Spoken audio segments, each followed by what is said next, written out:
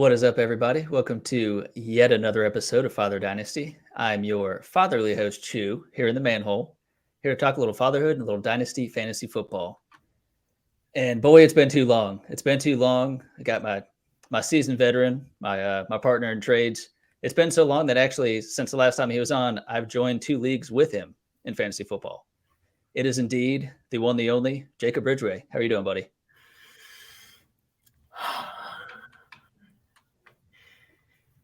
Chew, I'm just soaking it in, man. Yeah, absolutely. I told you off air, I feel like we should be playing Welcome Back by Mace.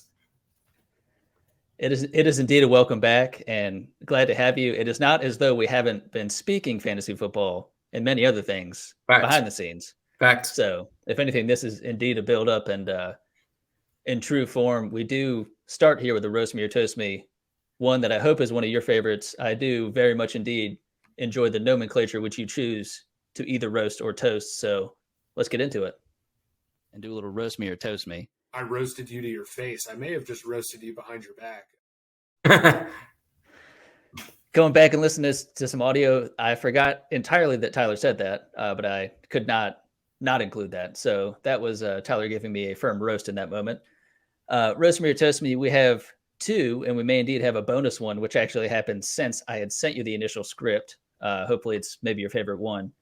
Getting with the first one here, we have got, I sent Leonard Fournette a 2023 fourth and a 2024 fourth, and I got back a 2023 first.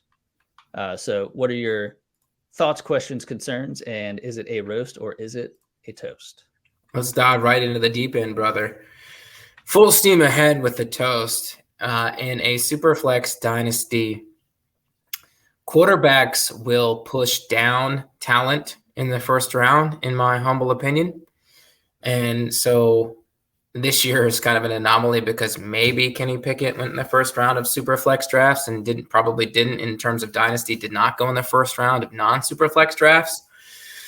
But in our case, and those playing Superflex, I think that it's a win-win-win anytime you can get a first-round pick, especially when it's a 10-team league, even a 12-team league, 14-team league, teetering on a big-time win, but I think still a win.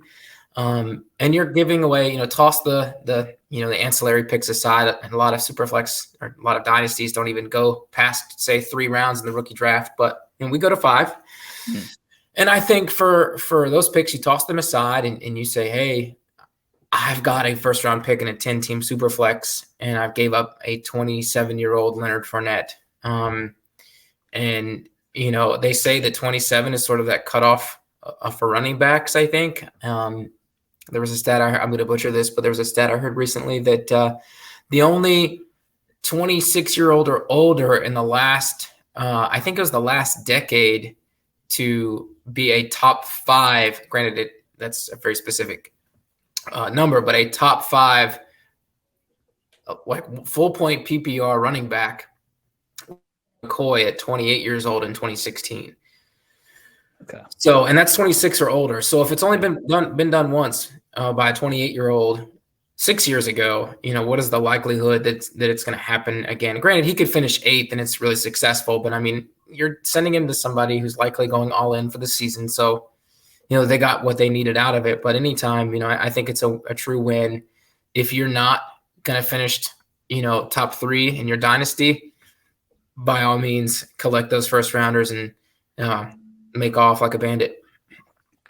Yeah, I certainly saw it as you mentioned, him being an aging running back. And I believe at the time when I had done this one, he had trimmed down a bit.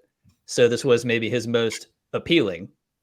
But aesthetically pleasing, of course. He looked fantastic. And I mean, with the offense that he's on and the pace of play with which they play, I know that he's going to be a big part of that offense. And again, assuming health and all that, but I wasn't entirely worried about, say, Rashaad White or Keyshawn Vaughn or anybody else in that backfield really overtaking him to any notable amount. But I kind of saw it as if he's that age, if Brady's gone next year, I kind of don't know what this offense looks like. Again, even if you get another very good quarterback, even if Kyle Trask becomes what I think people hoped he would after playing at Florida, I don't know that the running game can have the same success. Certainly if Fournette is 1 year older, one season further of a couple hundred carries, a couple receptions. So I'm not saying he's going to necessarily retire after the season in terms of Fournette, but I don't see him having that same effectiveness after this season for the remainder of his career.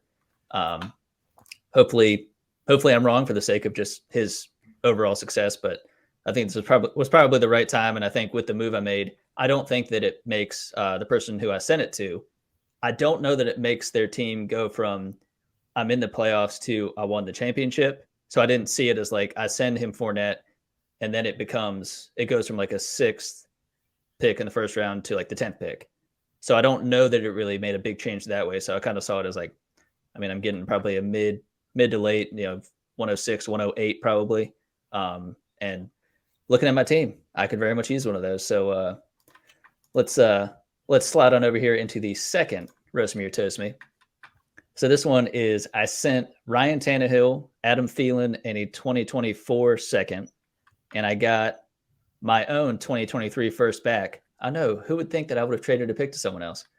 And I also got Marquez Valdez-Scantling, just the stud in Kansas City. He drops a bunch of balls as he did in Green Bay, but when he looks good, he looks fantastic. So what do you think about this second endeavor on getting another first rounder? Again, I think I would go back to an age-old adage that I like to tell myself, and that's that excellence is not it's in self-reflection. And you clearly have some self-reflection here in getting your own first back. And I think hindsight being 2020, you're sending a current starting quarterback in Ryan Tannehill. We don't know what the future holds there in Tennessee with Malik Willis, only a 3rd-round pick, but he could be the future for the Tennessee Titans. Then you're trading an aging, albeit touchdown machine in Adam Thielen. I think he's 32 years old this year. And a 24 second. So, I mean, yes, you're basically sending, the 24 second for the first, because Tannehill could be, you're basically trading like a 1 year value for him because he's 35 years old. And Thielen, again, this is probably going to a contender, and, they probably see him as a top tier backup option, say that person has Terry McLaurin. Terry goes down, scary Terry goes down, and you pop in Adam Thielen, and you hope that he goes 4 for 67 and a tutty, because that's what he does, is score touchdowns. So again, long story long, I think you getting your first round pick back for next year and you continuing to stockpile those picks in what is, you don't want to jump the gun, but what appears today in August of 22 like a very, very, very strong class in April, May of 23, the Bryce Young sweepstakes, if you will. So, I mean, the more shots you have at the Bryce Young sweepstakes, it seems like, I think the better off you are again in a Superflex dynasty. So I chalked that up as a win to you. I did not mention Valdez-Scantling, and I mean, MVS, as he's affectionately known in a fantasy realm. I mean, you live by the sword, you die by the sword, and 75-80% of the time you're going to die on that sword, and it's going to be really bloody. Jake, that may have been the most graphic figure of speech I've ever. That wasn't a figure of speech. That was just graphic, but I think it very much embodies MVS's game. And this trade, it was probably a little bit tougher than the Fournette one in terms of what I felt as though I was giving up, although I only rationalized it as I'm doing this trade. This means this pick basically can be no worse than like the 102, which it's more of a progressive struggle. I'm never really a fan of tanking in the sense of like, hey, I've got a team full of studs and a couple of guys that are hurt. I'll just put the hurt guys in and I'll just tank and, get like the 101 just because I'm not there yet. So I need to tank. Like if I'm going to, not win, it's going to be by, I can accumulate the Cam Akerses of the world, the Deshaun Watsons, as I've done in recent memory, and stockpile first round picks, obviously. So with the hope that this next draft class is indeed a studly one, at a minimum, it's going to be a better crop of quarterback, which is something I desperately need. So it's easiest, certainly in Superflex, to get quarterbacks out of the draft versus trying to trade for them and pay triple what you would have paid in from the draft. So it's something that I'm looking to at least come out of that draft with one, if not two, one of which being, again, whoever the best college quarterback is in this season. So I like it. I now have 3 total firsts. And this next one here, which I did not have on the show notes here, but I do believe you probably saw it come across the horn in the last couple of days here. So this is a bonus feature, if you will. This one, I sent away Elijah Mitchell, Isaiah McKenzie, a 2023 second, and a 2025 fifth, because that's how far we go. And I got Jerry Jeudy, Dearness Johnson, Damian Williams, not Darrell Williams, and a 2025 fourth, because again, we deal that far. So what do you think of this one? Well, to be frank, the word bone is in bonus. So I think you got boned here, brother. I know, that floats around the fantasy community year in and year out that no running back in the last 5 years has repeated as the top rusher in San Francisco under Kyle Shanahan. But I think Elijah Mitchell is the man to do it. Obviously they drafted Trey Sermon last year in the 3rd round. They drafted Davis Price from LSU in the 3rd round again this year. And they also have, Elijah Mitchell was the 6th rounder out of Louisiana Lafayette, the artist formerly known as Louisiana. They also have Jeff Wilson, who's shown to be a formidable backup. And there's probably one other person that I'm blanking on that they have as well. Michael Hasty, baby. Thank you. The Baylor product, of course. Right. Somebody's got to get cut there, right? Yeah. Sorry. I digress. I think you get rocked here because I think Elijah Mitchell is gonna repeat. They run that zone blocking scheme in San Francisco, and I think Elijah Mitchell is exactly what they want and need. I know he's battled some health problems, and he's dealing with a hamstring ailment right now, but he's, as of today, slated to be ready to go for week 1. And I certainly appreciate and respect Jerry Jeudy. I think he's the number 2 in Denver next to the SMU product in Sutton. I think, yes, Sutton had the torn ACL a couple of years back, but I think he's a rock star. I really do. I think he's shown that he can and will be that. And I think Jeudy is, frankly, slightly deep threat. I think he's a strong number 2. I think he's one of the better number 2s in the NFL. And I look forward to seeing that in Denver with Russell Wilson. And hey, if anybody can give you 2 top 24 receivers in the NFL, it's Russell Wilson. I mean, he did it for a couple of years with Tyler Lockett and DK Metcalf. So, and maybe even Doug Baldwin right there close by. So, I mean, hey, I could easily see you winning that trade, but honestly, I was not a big fan. Yeah. This one was honestly, I wouldn't say it was tougher to stomach than the previous one we just spoke on in terms of dealing with my my 2023 first round pick.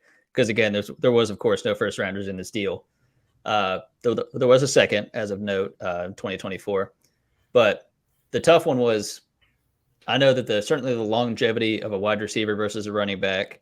But I do know that Elijah Mitchell, he's coming in a little bit older. I think he's already 24, but that doesn't necessarily mean that he's got too much mileage on him through college. I know he has a good amount, but he was, again, very efficient and was a do-it-all guy. And that's what you have to be in San Fran. So certainly the hope is that he can be either the de facto guy or at least have a heavy dosage of the load, maybe year over year, maybe for the next 2 or 3 years, possibly. But the kind of thing that did scare me a little bit with him, he truly feels like a dice roll. And I don't only mean in his fragility and really any running back fragility in San Fran, but thinking of like, wow, you had your Tevin Coleman there. And when he coming over from Atlanta, that didn't quite work out as planned. I think about with Jeff Wilson, honestly, now that I think about it, he's the longest tenured running back currently in that backfield. But honestly, it's bizarre. He's had some incredible weeks where he's stepping in really just to fill in for injury and is given the load. And just some home run plays, which again is very much in his wheelhouse. But it makes me kind of nervous to think of like, it's not you're just worrying about maybe a goal line touch being vultured from Elijah Mitchell. It's you sincerely may just have guys like a Jeff Wilson or Davis Price, who I guess is more of a bouldering guy, still maybe more of those valuable touches, maybe a goal line, maybe a home run shot that's within the red zone still. And I don't think it truly diminishes Elijah Mitchell from being like a top 20 running back. But I'm concerned that between that, maybe some fragility and just some ambiguity with what the quarterback situation is going to be like this season. I'm a huge Trey Lance fan, just to say that it may prevent him from being top 15, top 10. And hopefully with Jerry Jeudy that he does have longevity. He's tied to Russell Wilson now, hopefully for a couple of years. And fingers crossed it works out. But if it does, in my favor, it will truly be a long-term play, as I do believe that Mitchell will have at least a reasonably good season this year. That's probably his floor. So, Jake, thank you for a little roast and a little toast. If I made you. Yes. Yeah, sorry to interrupt you there, but I mean, I think you made your best point, I think, was made towards the end there with Trey Lance, because we can all be major Trey Lance fans. The fact of the matter is, what is the rushing capability that he offers? Is he another weapon, in that backfield? And if he's taking touches away from Elijah Mitchell, and maybe it's, maybe it's a target or two less a game because he tucks it and runs, because, whether it's the inexperience factor or just, hey, excuse me, he gets a little bit shaky back there because he doesn't think he has the time to throw, and so he takes off. So, I mean, I think that's how you win that trade, because Jimmy Garoppolo, as of today, is not the starter in San Francisco. It'll be interesting the longer that he stays in San Francisco, and if you let the chips fall where they may. But it'll be very interesting if Trey Lance were to struggle the first 6-8 games of the season. Will they continue to ride with him, or will they let Gucci Garop come back in and save the day and get them back into the playoffs? I mean, I don't know. I mean, he's serviceable, but I mean, he's not better than somebody like Derek Carr.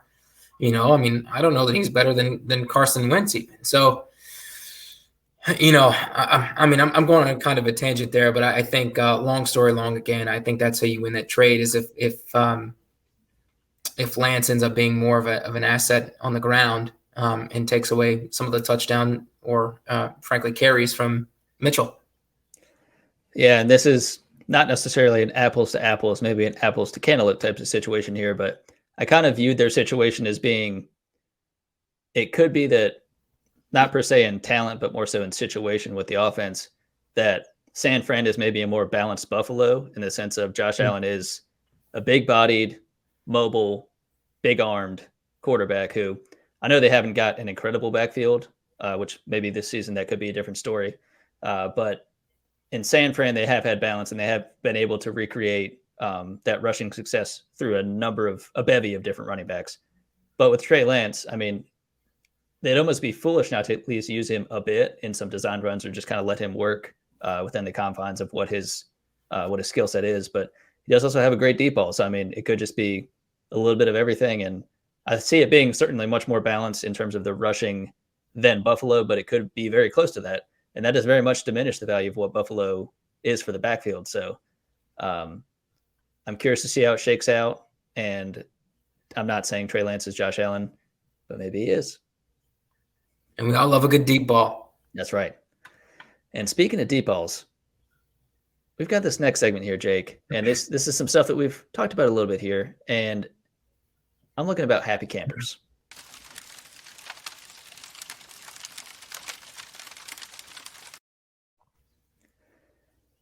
Happy campers indeed. We have had a couple of week training camp. We are into the preseason, and I think it's made happy campers of many of us, as we've seen a number of our favorite players, or maybe our new favorite players, balling out in videos with no context of someone, a wide receiver mossing a third string cornerback, that sort of thing. It's fantastic.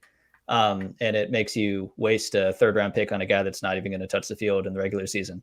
But neither here nor there.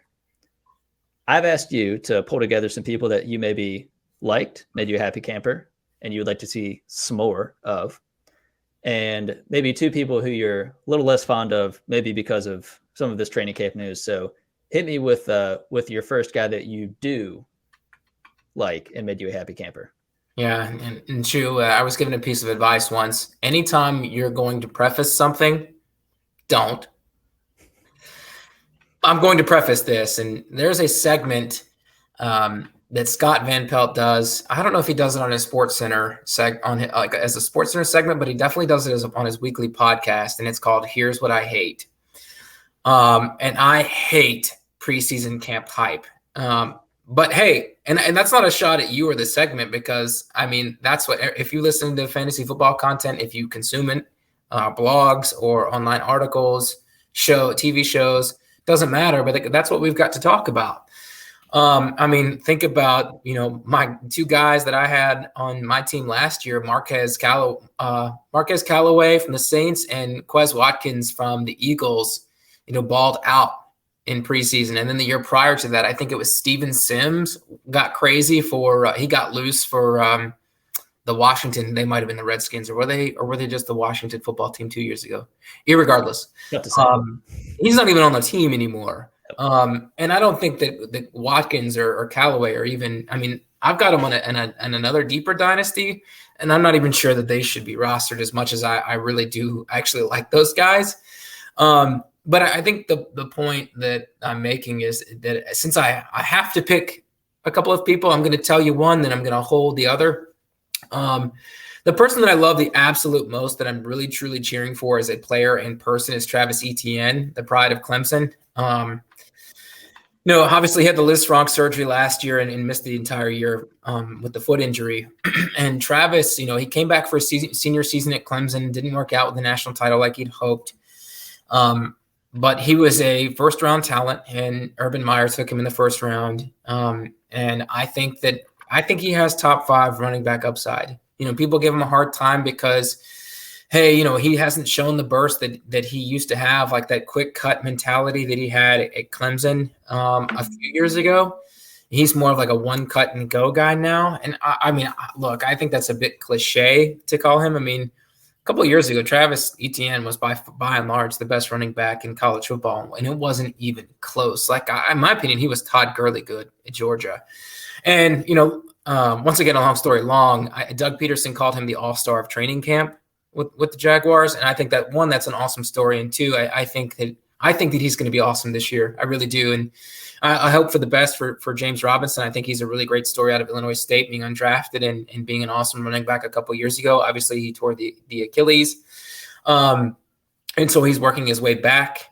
And I think he's more than serviceable. I think he's a strong, like, number 2, call it a thunder and lightning, if you will, a peanut butter and jelly, whatever you want to call the running back, the duo there. But I think Etienne can catch the ball out of the backfield. I think he can do a number of things. And so long as he's able to stay healthy, I think he's going to be an absolute rock star.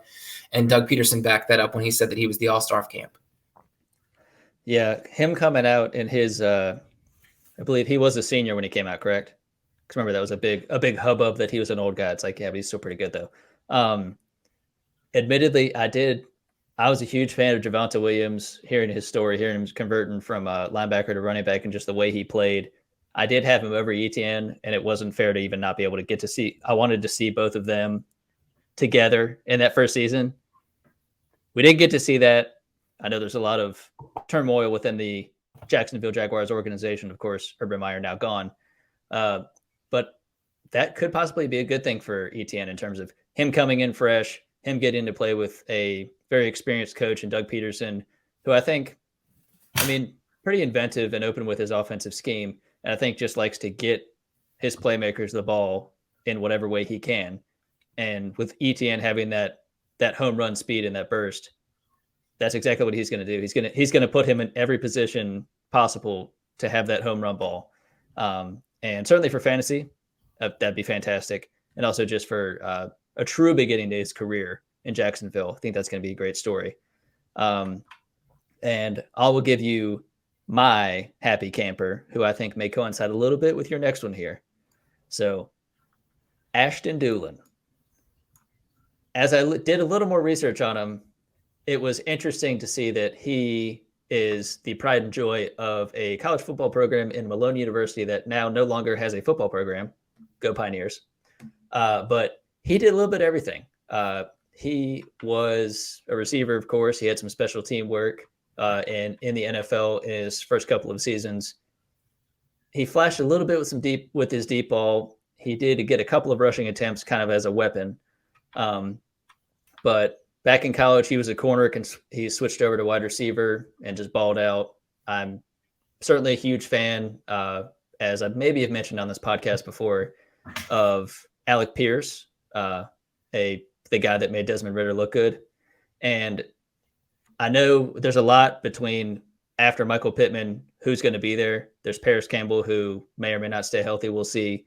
But certainly had an incredible college career. And I think we've been waiting to see him get that full season of an opportunity to show out. But I really think it's really between Pierce and Campbell in terms of that starting spot. And I think Dulin's not going to earn a starting spot, as in not be the top three, probably be the fourth wide receiver. But with what his skill set is and what he does, I can kind of see him being a Cedric Wilson per Dallas in terms of he'll have his moments when there's injuries and he gets to step up and be the guy or one of the guys.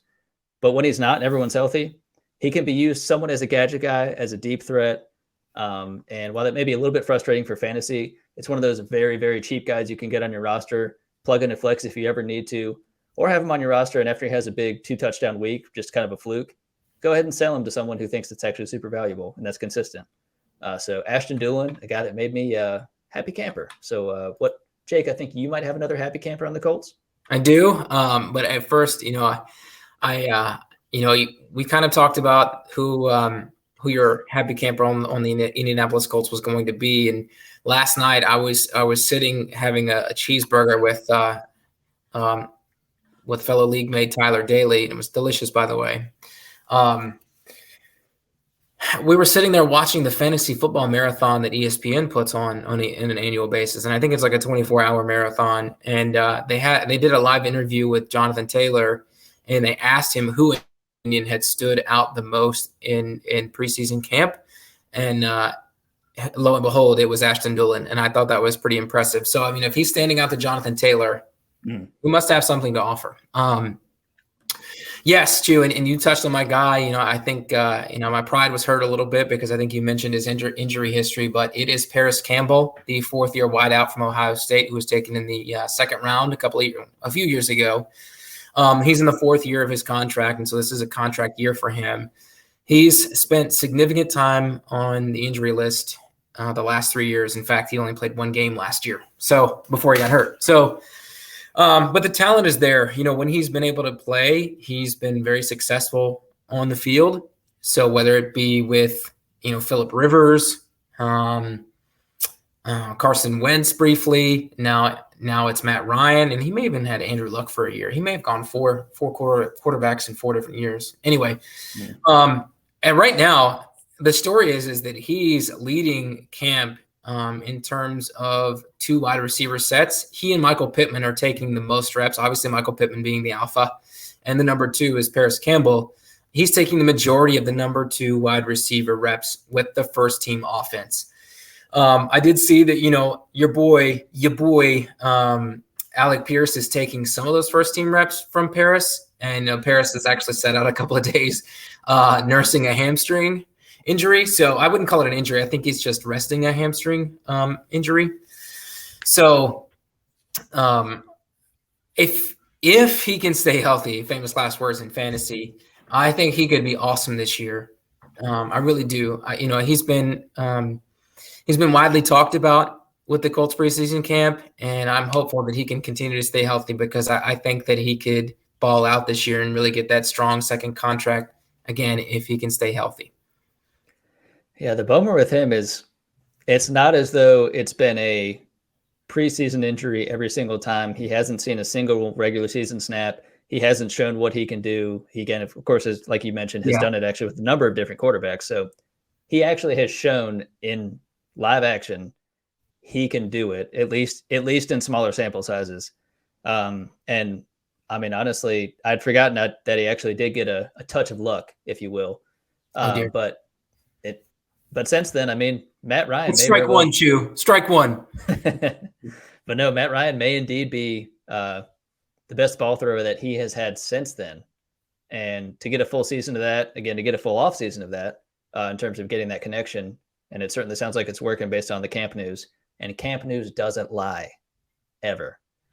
If he's leading in 2 wide receiver sets, it's a damn good start because, I mean, what is the worst case? He falls back to the third wide receiver and he works out of the slot maybe. I mean, like even the hypothetical worst case is him still getting probably a lot of great receptions out of the slot. So overall, I think it's going to be a very good offense. Of course, anchored very much by Jonathan Taylor out of the backfield. Nyheim Hines catching a couple balls there too. So I don't want to say prolific, but certainly with what the offense has looked like in the last couple of years, I think it might take that next step up. And it's very much due to those playmakers that, fingers crossed, staying healthy, they can make a difference there. So those are the happy campers. Those are the good things. But we're going to talk about some sad campers now. And I don't have a cool little pun like some more, maybe some less. But I'll lead off with the first one that sad camper. That's the Rams running backs. I actually just lumped it into one big thing. An absolute bummer that One big thing. But there may at the tail end of this little blurb here be a happy camper. You've got Cam Akers. He came back in record time last season from his Achilles injury. Weirdly enough, comes back and is injected into the playoffs. And honestly did reasonably well. And I don't mean in terms of like his yards per carry were fantastic, but watching the games that he played in, I mean, I remember he bulldozed somebody and I believe injured the person that needed to leave the field. And he seemed perfectly fine, he being Cam Akers. So it seems as though at least him being able to withstand that contact and everything, he seemed good. But he did not seem to be that next level Cam Akers that we were hoping of, that freak athlete out of Florida State. So is that an Achilles recovery type thing? Is that because it was playoff football and that's the best defenses you're going to see all year? I don't know.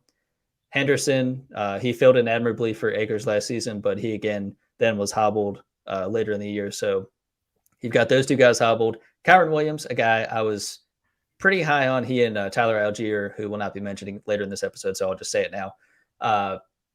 Big on them coming out of, Kyron Williams out of Notre Dame this year, but him being hobbled now, and the only guy that I know of that is healthy at the moment, the Maryland stud, Jake Funk. So Slam dunk the funk. Is it time to get funky? It may indeed be time to get funky. It actually won't amount to anything. That's perfectly fine, but pretty frustrating that if you have Matt Stafford dealing with some elbow tendonitis and hopefully more just a management thing throughout the season, if you have worries about him throwing the ball and then you have 75% of your running back room with soft tissue injuries, I don't know what they're going to do. I'm sure it'll all be fine, and it's just camp news and I'm overreacting, but that's what I'm here for, and that's why I have a podcast. So, Jake, what do you think on that? And maybe what do you have for your not-so-happy camper? I love that. I want to ask you, is it ironic that former professional golfer Fred Funk also went to Maryland? Oh, my God. Investors? Possibly. The Funks. That's fantastic. But, by the way, going back to the Matt Ryan comment, is any fantasy football podcast complete without calling a quarterback or referencing to a quarterback as a thrower of the football? I mean, it's not. Yeah, I like to. It's just a lot of on-field commentary and things that I hear when I listen to games where I'm like, that didn't need to be said, and I thought I'd like to say this one day and have people listen to it. So here we are. I'm looking and I'm liking. Yes, but going back to happy trailers, as I'm going to reference these fine folk, as brother, like going back to my comment to begin this segment of here's what I hate. It's the hype around rookie playmakers in the National Football League in preseason, because Aaron Rodgers made the comment a week or two ago and said, hey, these defenses are in basic format of sets. You're not getting anything from them. They're not showing you anything. So, I mean, what exactly are you getting from that? And if teams, some teams will play starters for a series, even up to a quarter for the first or second preseason game. And that third preseason game, you probably get a good half out of them. But the point is, it's preseason football, I mean, rosters are at 85, 90 players, and they got to be down to 53 in 2 weeks. A lot of these guys are not making NFL rosters. So don't feed me Isaiah Pacheco or Isaiah Likely or Romeo Dobbs. I have no freaking clue, how to say the guy's last name. So don't tell me he's going to be a starting wide receiver for the Green Bay Packers. By the way, I read a story just right before we got online here and started firing on all cylinders. Is that he being Aaron Rodgers noted that the rookie receivers in camp, and there was that other kid from Nebraska, I think Torre, not Yaya, Samari Torre. Thank you, Samari. Yeah, I think I just took a trip back to 2010 FIFA in the Ivory Coast. Thank you. But he said the rookie receivers are dropping a lot of balls in camp. So, I mean, that doesn't exactly bode well. But hey, so did MVS and Equanimous St. Brown. So how's that working out for them? Yeah, not on the Packers anymore. But yeah, man, I mean, there's just all this hype around rookie receivers when they make a big play. Like Isaiah Likely, I understand. I mean, the guy's undersized. He can't block. And you're going to tell me that he's going to get playing time alongside Mark Andrews? I don't think so. I mean, they drafted 3 tight ends this year. I think even your boy Charlie Kohler. Exactly. Yep. I hardly know her. But yeah, man, it just fires me up because like maybe Romeo Doubs is good. I don't know, but they also took Christian Watson in the 2nd round. So is he going to start over him? Is he going to start over Alan Lazard? Is he going to play over Kevin Cobb? Cobb Salad. Who? Cobb Salad. Cobb Salad. Yeah, Randall Cobb. And then Watkins. Sammy Watkins. Sammy Watkins is there. And then there's one other jabroni. Irregardless, the point is made. Like, is he going to start over those guys? I don't know. I mean, is he really going to play? I mean, Rodgers has never found a rookie wide receiver that he absolutely loved and adored. And so it wasn't even Devontae Adams. It took him a few years. It took Jordy Nelson a few years. So spare me, please. And the Isaiah Pacheco nonsense, like, show yourself out. I mean, please. I mean, look, I understand he went to Rutgers, and we don't necessarily know what he could do because they sucked. But I mean, or Clyde Edwards-Helaire is going to start over Ronald Jones. He's going to start over Derek Gore, who they've shown that they've liked in the past. They re-signed Jerick McKinnon. Granted, he's 30 years old. But sure, if you want to toss out the preseason hype, the dude got 2 carries for 5 yards and 1 catch for 6 yards in the preseason game they had the other night. I mean, could he get some playing time? By all means, but talk to me. If Ronald Jones actually gets cut, I'll stick my sock in my mouth. But I mean, I'm just so tired of it, man, because it's year in and year out and it never comes to fruition. Now, I'm sure this year, like, it'll all just be tossed in my face like a pile of shit.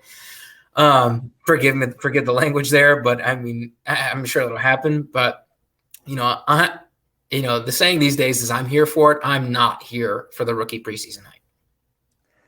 Yeah, it's funny that you say that because if I do remember correctly, it was me acquiring Jarrett Patterson from you last season, the absolute stud, having all 5, 6 of them.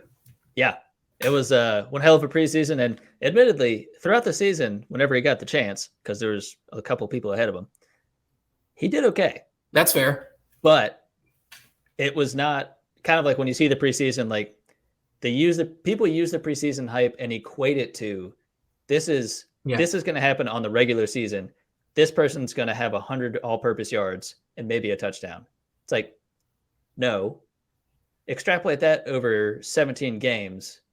So he'll have like 13 yards and 1/10 of a touchdown every single game. Like, when it really comes down to the game, they're not going to leave anything up to chance. There's people that they pay more. There's people that they draft higher.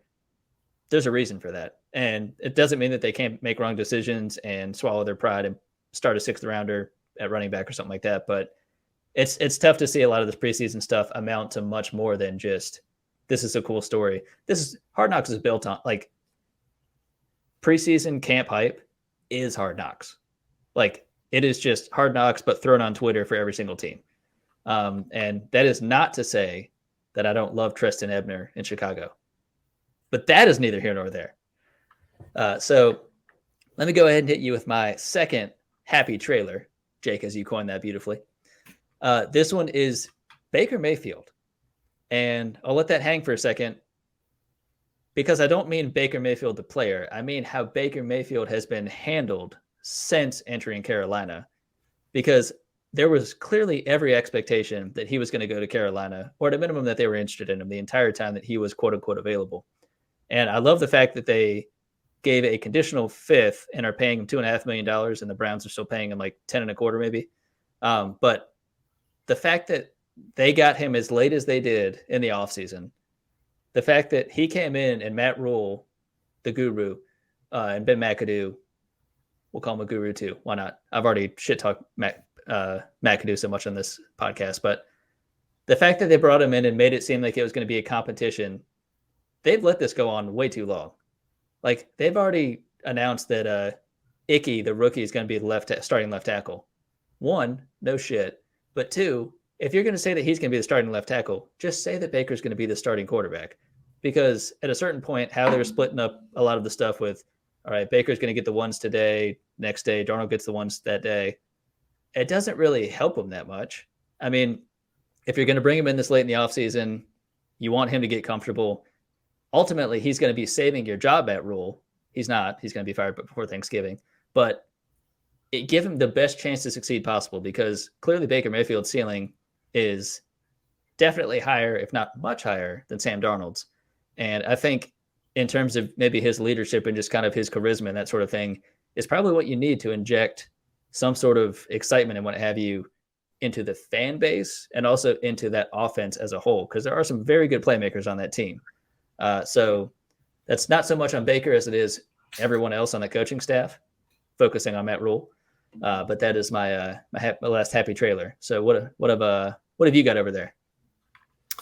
In terms of happy trailers, Chew, and Baker Mayfield, I mean, I want to believe. I really do. I want the Panthers to be good. I want to believe in him. I want to believe in Matt Rule. I want to believe in David Tepper.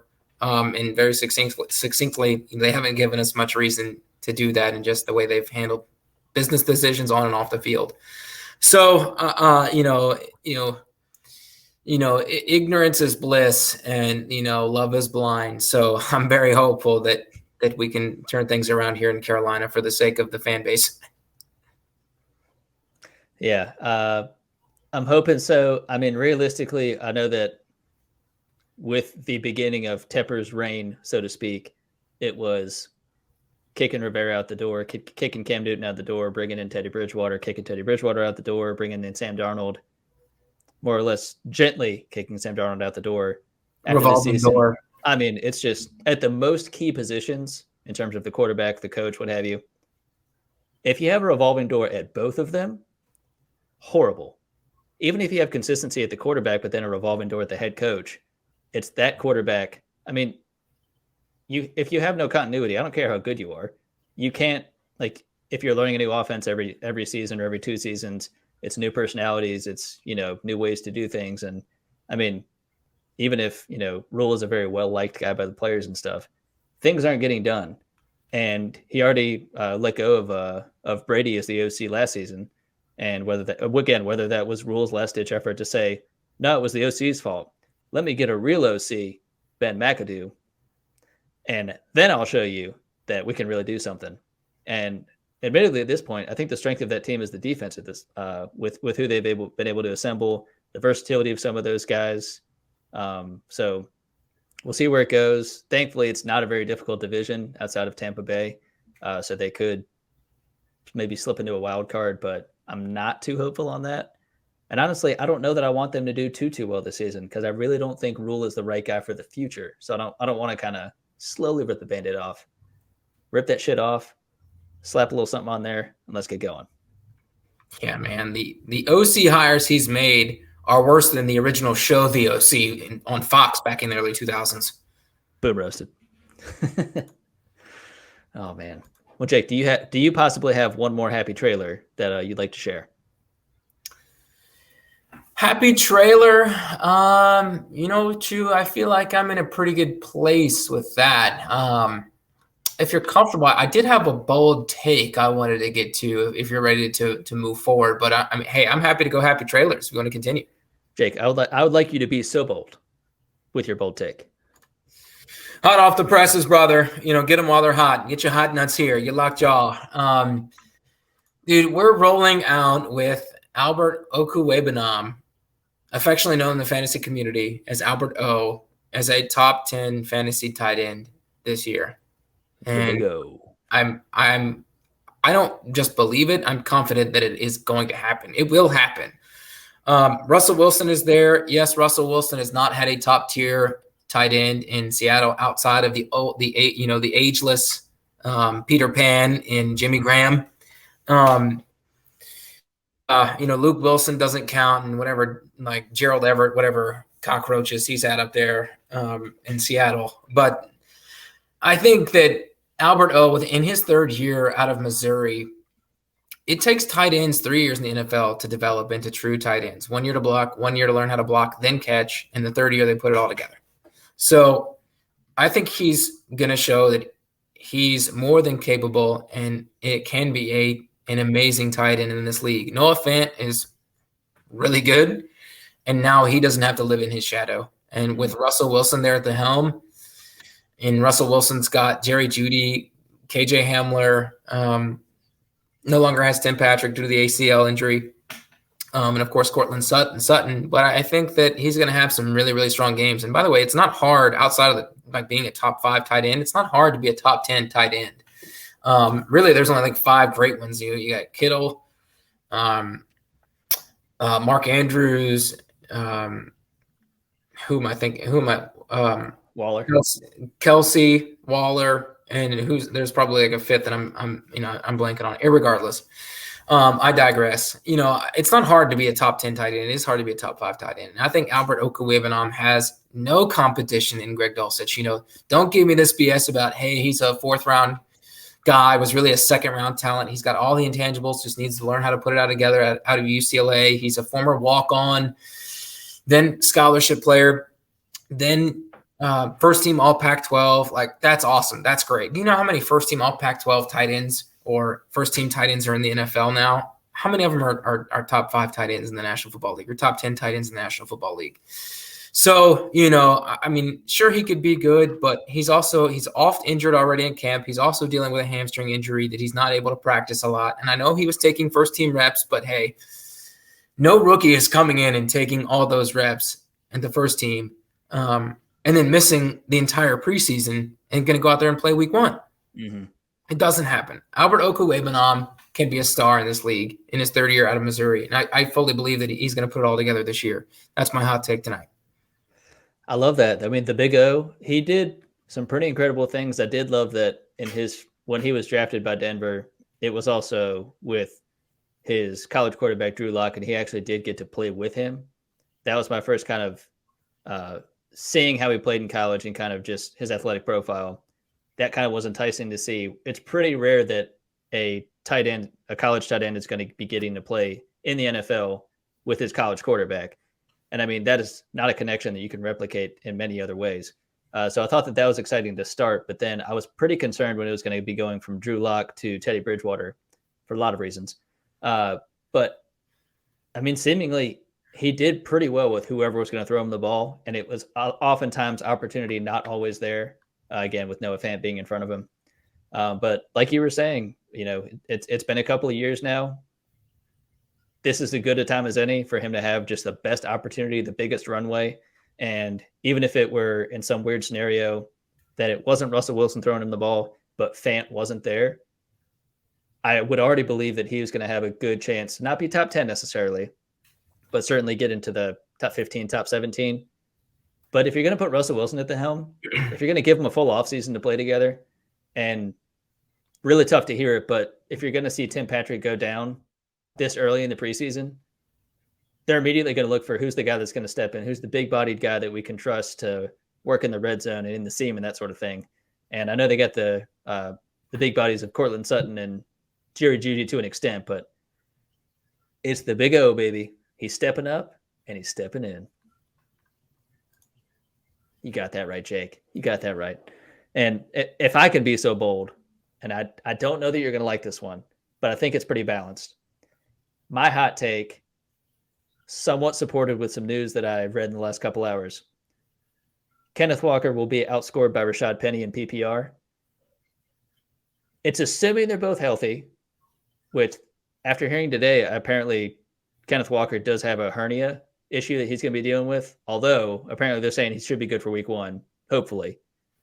And then Rashaad Penny has soft tissue issues walking out his front door, so that's not great either. Chew, do you mind if I pause this real quick and go get my vomit bag? You absolutely can. No, the thing is, I mean, with how they're building that team in Seattle and with the very underrated move of getting J.J. Arcega-Whiteside from Philly, the blocking phenom who can't catch a pass, it really seems as though Pete Carroll, in his infinite wisdom, I think Pete should probably be done coaching also, is just going with the oldest school. We're going to run block the hell out of people, and we're just going to ball control, ball control, ball control. And I think that's going to give a bevy of opportunities for both Kenneth Walker and Rashaad Penny. My only concern is I don't know how efficient either of them are going to be compared to other top-tier running backs, whether it be a bell cow or whether it be another committee. So I kind of feel like they're both going to cannibalize one another from becoming like a top 15 running back. And they're going to be kind of a poor man's Javonte Williams, Melvin Gordon type situation where it'll be very much like a 55-45 or 60-40. And it'll just be who gets that positive touchdown regression. That's going to be the deciding factor of who probably gets the more points out of the two. So that's kind of the concern there. And that's more so really a hot take only on the heels of Kenneth Walker coming out, having an unbelievable final college season at Michigan State. No doubting that at all. But I think with the hands he's dealt, Doak Walker award winner, by the way. Exactly. So that's my hot take. I don't think you like it very much, and I very much appreciate you went off screen into that vomit bag. Thank you very much. So only for you. Thank you very much. Well, as it always is, this is the end of Father Dynasty. Not forever, just for today. And this is a plug, a parting word, something that you just want to share with the Father Dynasty community, Jake. So what do you got for me? Yeah, Chew, I'm going to be a little bit selfish here for a second. I just got a new gig. I am starting with a sports consulting firm called Genesco Sports. And essentially, they will house accounts with some of the larger brands that you've heard of, say, call it Pepsi, BMW, Anheuser-Busch, Lowe's, and Lowe's, of course, is housed here in Charlotte in their headquarters. And so I will be on the Lowe's account. And basically what we'll do is we'll talk to Lowe's about what their budget is per quarter and talk about how they want to spend it in the sports space. So they may say, hey, we want to set up an activation and give away 100 gift cards at a Dallas Cowboys game, or we want to do an in-venue commercial for the Carolina Panthers or Charlotte FC. How do we activate? How do we bring that hospitality to life? And that's sort of like my consulting piece is helping them bring that to life. So I'm really pumped about it. And I think how I sort of tie this in an odd way back to fantasy football is, I think a lot of times we talk about football players in our rosters just like they're just pieces. And I think about, I've been laid off and I've been proverbially cut in, from in the football sense. And I've also, I've done the cutting. I've been on the other end of the contract and said, hey, I'm actually the one where I want to move on to the next team. That player option, if you will. I was actually recently on that end of the player option recently. And, it's funny because when you get drafted into the National Football League, and I promise I'm making a point here, Chew, it's all hugs and dapping up and you're signing this big contract and everybody, it's all hugs and kisses and everything's, it's rainbows and butterflies. And you play for a few years and you start to age or, you fall out of favor with the team and, you need new life, you need new blood. And so you move on. And what I've learned over the last year and a half is that it's a lot of times it's not where somebody is sunset, where you kind of retire and just kind of waving off in the distance and everybody's waving back at you. It's actually pretty tough and maybe like this is a realization that everybody else has, but I kind of feel for National Football League players, and especially thinking about it from a fantasy sense, where we kind of dehumanize players, which I'm happy to do, by the way. Where they get cut, and you're like, oh, they suck, or you get somebody like Justin Jefferson, who is awesome, and you're like, yeah, I'm all in on Justin Jefferson until he turns 30 years old, and you're like, I want him out of town yesterday, and so you just kind of pick him up, toss him to the side. But it's just funny because everybody handles every situation differently, and that's kind of how you manage people. You can't ever manage somebody the same, and that's kind of how we run our fantasy communities. You can't.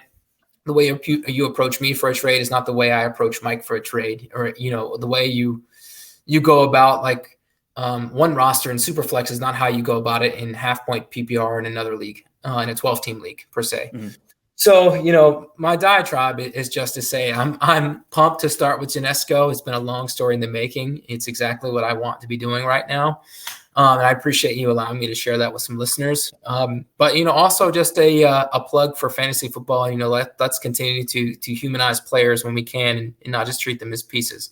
But I had an absolute thrill of a time this evening. It was better than the Alpengeist trade. The Alpengeist roller coaster at Busch Gardens. I couldn't think of Busch Gardens. Oh, there you go. Okay, yeah. How fun tonight was, Jake. I sincerely appreciate you coming. Excited. That's right. I sincerely appreciate you coming on. It will not be as long as it was this previous time for the next time you come on. And also, if I had a button for applause, I probably should get one. It would be for you right now, because Jake, that is absolutely incredible. You deserve every bit of good things coming your way. And I mean, this is just one of the many steps in you becoming a bigwig in an NFL front office. And as we've spoken before, we talk our trades in fantasy, we talk about family life and that sort of thing, but I truly see it happening for you. And good things, man. Good things. Kenneth Walker for president.